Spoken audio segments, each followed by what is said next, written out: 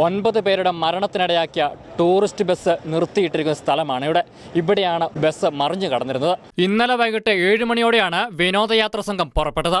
41 വിദ്യാർത്ഥികളും 5 അധ്യാപകരും 2 ബസ് ജീവനക്കാരുമടക്കം വിനോദയാത്രാ സംഘം സഞ്ചരിച്ച ബസ്സിലുണ്ടായിരുന്നത് 48 പേരാണ്. 26 ആൺകുട്ടികളും 16 പെൺകുട്ടികളുമാണ് ബസ്സിലുണ്ടായിരുന്നത്. ടൂറിസ്റ്റ് ബസ് അമിത വേഗത്തിലായിരുന്നുവെന്നും ബസിന്റെ ഗ്ലാസ് തകർത്താണ് ടൂറിസ്റ്റ് ബസ്സിലുണ്ടായിരുന്നവരെ പുറത്തെടുത്തതെന്നും ഒരു വിദ്യാർത്ഥിയുടെ നില അതീവ ഗുരുതരമായിരുന്നുവെന്നും രാത്രിയിൽ രക്ഷാപ്രവർത്തനത്തിൽ ഏർപ്പെട്ടിരുന്നവർ ഷെക്കേന ന്യൂസിനോട് പങ്കുവച്ചു. ബസ് ഇങ്ങനെ ആയിരുന്നില്ല. ബസ് ഞങ്ങൾ അപ്പുറത്ത് കൂടി കയറി, ബസ്സിൻ്റെ അപ്പുറത്തെ മേലത്തെ കൂടി കയറി. ബസ് ഇങ്ങനെ കിടക്കുകയായിരുന്നു. പിന്നെ അതിൻ്റെ ഉള്ളിൽ ഫുൾ ആൾക്കാരായിരുന്നു, നല്ലുള്ളിയായിരുന്നു. കുറേ ബസ് നിർത്താണ്ട് പോയി. മെയിനായിട്ട് അതിൽ കുറേ പേർക്ക് രക്ഷപ്പെടുത്തുകയാണെങ്കിൽ കുറേ പേര് റിക്കവർ ചെയ്യാൻ പറ്റുമെന്ന് നമുക്കൊരു പ്രതീക്ഷ ഉണ്ടായിരുന്നു. സീറ്റൊക്കെ തെറിച്ചു പോയി. സീറ്റൊക്കെ ആ ക്യാമറയുടെ അപ്പുറത്തായിരുന്നു കിടക്കണ്ടായിരുന്നു. 2-3 ആൾക്കാർ ഇതിൻ്റെ പെട്ട് കിടക്കണ്ടായിരുന്നു. പക്ഷേ ഉള്ളിലേക്കൊന്നും ഞങ്ങൾക്ക് കയറാൻ കഴിഞ്ഞിട്ടുണ്ടായിരുന്നില്ല. ഞങ്ങൾ ബസ്സിൻ്റെ ഈ എക്സിറ്റ് വഴിയിൽ കൂടെ നോക്കുമ്പോൾ ഇങ്ങനെ ഇവിടെ ഈ ഭാഗത്ത് ഒരാളിങ്ങനെ കിടന്നിട്ടുണ്ടായിരുന്നു. അയാളുടെ തല ഏകദേശം പകുതി തന്നെ മുറിഞ്ഞൊരു അവസ്ഥയായിരുന്നു. പിന്നെ അവിടെ ഒരു 2 പേരുണ്ടായിരുന്നു.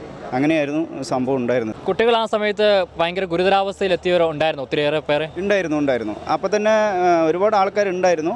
പിന്നെ പെട്ടെന്ന് തന്നെ ആംബുലൻസ് ഒരുപാട് സ്ഥലങ്ങളിൽ നിന്നും, പാലക്കാട് ജില്ലയുടെ പല ഭാഗങ്ങളിൽ നിന്നും ആളുകൾ വന്നിട്ടുണ്ടായിരുന്നു. ആംബുലൻസ് വന്നിട്ടുണ്ടായിരുന്നു. അപ്പോൾ അങ്ങനെ ഒരുപാട് ആളുകളുടെ സഹായം കൊണ്ട് മരണനിരക്ക് ഇത്തിരി കുറയ്ക്കാൻ കഴിയും. സംഭവ സ്ഥലത്ത് തന്നെ ഏതെങ്കിലും വിദ്യാർത്ഥികളോ ആരെങ്കിലും മരണം അടഞ്ഞിരുന്നോ? സ്പോട്ടിൽ നമ്മൾക്ക് KSRTCയുടെ ടയറിൻ്റെ ഭാഗത്താണ് നമ്മൾ ഒരാളെ കണ്ടത്. അപ്പോൾ തന്നെ വാഹനം വരികയും അപ്പോൾ തന്നെ അവരെ എടുത്ത് കൊണ്ടുപോവുകയും ചെയ്തു. ഇവിടെ മറിഞ്ഞു കിടക്കുമ്പോൾ ബസ്സാണ് ഇടിച്ചത് നമുക്ക് മനസ്സിലാവണം, യാഥാർത്ഥ്യം മനസ്സിലാവണത്.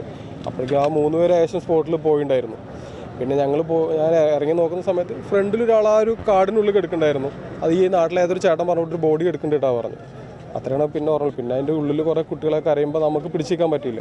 ഈ അപകടം നടന്ന ഉടനെ വന്നിട്ടുണ്ടായിരുന്നു. ഈ ബസ്സിൻ്റെ ഡ്രൈവറും മറ്റു കണ്ടക്ടറുടെ അവസ്ഥ എങ്ങനെയാണ്? അവസ്ഥ കുഴപ്പമില്ല. ഇപ്പം ഫിറ്റ്നസ് ഓക്കെയാണ്, അവർക്ക് ഒരു പ്രശ്നമില്ല. മരിച്ചവരുടെ കുടുംബങ്ങൾക്ക് ധനസഹായം നൽകുന്ന കാര്യം പരിഗണനയിലുണ്ടെന്ന് സംഭവസ്ഥലം സന്ദർശിച്ച മന്ത്രി കൃഷ്ണൻകുട്ടി പറഞ്ഞു. ആശുപത്രിയിൽ ചികിത്സയിൽ കഴിയുന്നവരെ സന്ദർശിച്ച ശേഷമാണ് മന്ത്രി സംഭവസ്ഥലത്തേക്ക് എത്തിയത്. മരിച്ച കുട്ടികൾക്ക് അല്ലെങ്കിൽ അവരുടെ കുടുംബങ്ങൾക്ക് എന്തെങ്കിലും സഹായ വാഗ്ദാനം നോക്കണ്ട. മുഖ്യമന്ത്രിയായിട്ട് ആലോചിച്ചിട്ട് എന്തെങ്കിലും സഹായം ഉണ്ടാവും, ഉറപ്പായിട്ടുണ്ടാവും. എന്തൊക്കെ സഹായിക്കാൻ പറ്റുമോ അതൊക്കെ ചെയ്യുന്നത്. ഇപ്പോൾ ചികിത്സയും ഇവരുടെ മരണത്തിന് ശേഷമുള്ള സംഭവങ്ങൾക്കുള്ള സഹായമൊക്കെ ഗവൺമെൻറ് ഭാഗത്ത് തന്നെ ചെയ്യും.